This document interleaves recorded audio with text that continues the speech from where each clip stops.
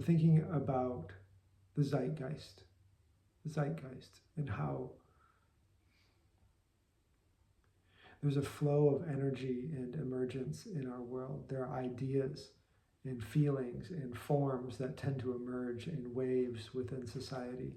And none of us really understands that process. And we all, I shouldn't say we all, but at least I have a tendency to, at least on a cognitive level, think of myself as independent from that process. I'm watching it and I'm having ideas about it and I'm responding to it, when in fact I am a part of that process. And realizing over time that I don't, as much as I would like to think that I think what I think because I thought of those thoughts, the reality is those thoughts are happening to me. And I'm a part of these larger energetic emergences within our culture. And I've seen this as, I see those waves happening sometimes in culture, and then I notice them occurring within me.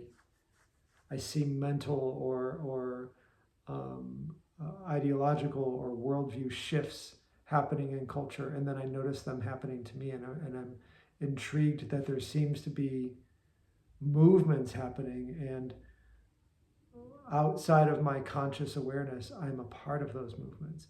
I'm not one to be easily convinced of things. In fact, I'm an extremely skeptical person.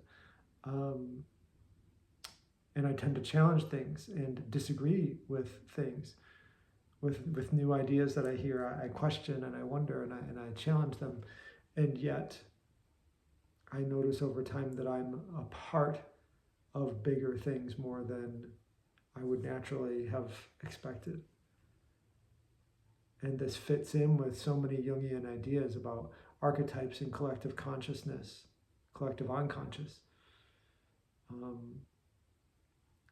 That there are movements and emergences that are bigger than any one individual. They have to do with all of us and the universe. And Jung he really had his finger on it. He really noticed it. He really saw things as they were emerging, and he could sort of take a step back and notice what were the emergences that had been happening for a while, and he could sort of get a sense of where it might be going to. And I found that really powerful and convincing, and also in some ways inspiring of hope, because it gives the sense that there is a narrative, there is a movement, there is a place it all seems to be going. Even if we don't understand what that is. And it's not to say that it's all going to be some really simple story that's going to at some point be tied up with a bow, although I definitely hope that. I find myself wanting that.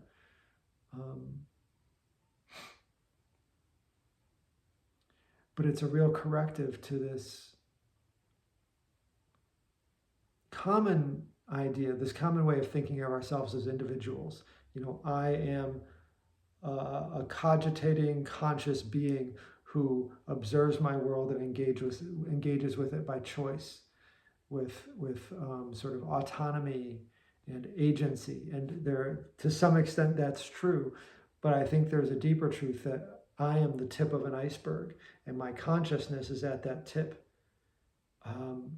But much more than I'm the tip of that iceberg, I am all the bigger stuff that's below the sea level, below the level of consciousness. And even more than that, I am the even bigger stuff that is connected to all the other icebergs floating below the surface. And somehow I'm a part of that even beyond my conscious awareness. In fact, necessarily beyond my conscious awareness and outside of my conscious awareness. I found that to be really convincing. I wish I could give more of a sense of why it's convincing, but it seems to be true.